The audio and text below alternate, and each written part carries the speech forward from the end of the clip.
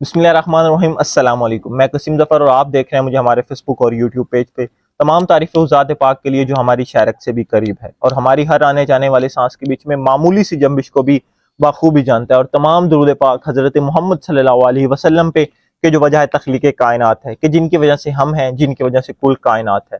پاکستان میں تمام قانون نافذ کرنے والے اداروں کو مبارک بہو کہ آخر وہ آج کامیاب ہو ہی گئے۔ ایک خطرناک دہشت گرد، ایک خطرناک شہری جو پاکستان کی سالمیت کے لیے خطرہ ثابت ہو سکتا تھا، آخر کار اس کو یہ فانی دنیا سے کوچ کروا کے رہے، ایک ماں کی گود اجاڑ کے آخر آپ لوگ آج کامیاب ہو ہی گئے۔ وہ بچہ بیچارہ بلکتا رہا، سسکتا رہا کہ مجھے اپنے والد کس سے ملوا دو، لیکن کسی نے اس کی نہ سنی۔ ڈاکٹرز یہ ریکویسٹ کرتے رہے کہ ایک بار عماد کو رہا کر دیا جائے تاکہ وہ اپنے بچے سے مل سکے، کہ اس کی جان بچ سکے۔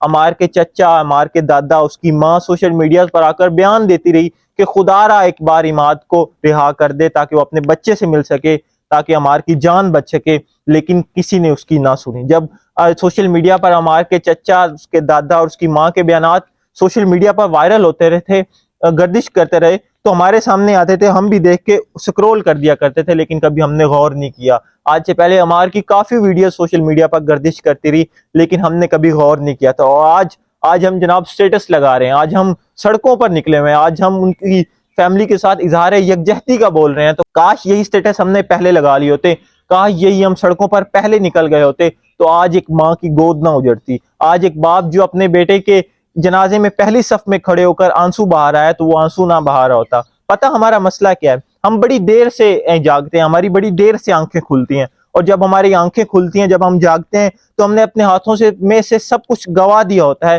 تب ہماری آنکھیں کھلتی ہیں۔ پتہ عماد کا قصور کیا تھا؟ قصور صرف یہی تھا کہ وہ عمران خان صاحب کے ساتھ کھڑا تھا، وہ پی ٹی آئی کے ساتھ کھڑا تھا۔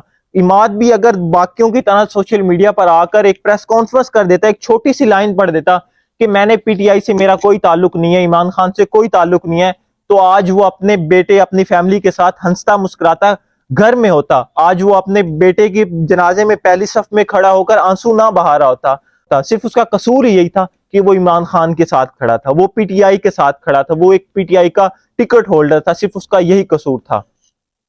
اور جو یہ ہمارے اوپر جرنیل بیٹھے ہوئے ہیں، میرے منہ سے کچھ غلط نہ نکل جائے، جو یہ ہمارے فوجی افسران ہیں، جرنیل صاحبان ہیں، انہوں نے ملی نغمے تو بنا دیے کہ ہم نے دشمن کے بچوں کو پڑھانا ہے اور اپنے بچوں کو گولی سے مارنا ہے، اپنے بچوں کو جیلوں میں ڈالنا ہے، اپنے بچوں کو ہاسپٹل میں ایڈمٹ نہیں کروانا۔ اچھا، جب میں آپ کو بتاتا چلوں کہ جب عمار کا لاسٹ ٹائم چل رہا تھا، تو کسی ہاسپٹل والے نے اس کو ایڈمٹ نہیں کروایا تھا، کیونکہ ان کو داخل نہیں ہونے دیا تھا، کیونکہ ان کو ان کے وڈیروں کی جانب سے، ان کے باپوں کی جانب سے یہ حکم تھا کہ آپ لوگوں نے عمار کو ہاسپٹل میں ایڈمٹ نہیں کرنا، کیونکہ اس کے باپ کا ہمیں پولیٹیکل انداز پسند نہیں ہے، کیونکہ وہ عمران خان کے ساتھ کھڑا ہے، لہٰذا اپنے عمار کو ہاسپٹل میں ایڈمٹ نہیں کرنا۔ تو عمار بیچارہ گھر میں ہی آخری ٹائم پہ گھر میں ہی رہا تھا، اور اپنے گھر میں ہی اس نے دم توڑ دیا تھا۔ وہ اپنے باپ کے صدمے میں ہی جو اس کے ساتھ زیادتیاں ہوئی ہیں، ان کے ساتھ اس کی ماں، اس کی چچی، اس کی دادی کے ساتھ جو پولیس نے جب ریڈیں کرتی تھی، تو جو اس کے ساتھ زیادتیاں یا سب کچھ اس کی آنکھوں کے سامنے ہوا، وہ بیچارہ اسی صدمے میں آ کر جان سے ہاتھ دھو بیٹھا۔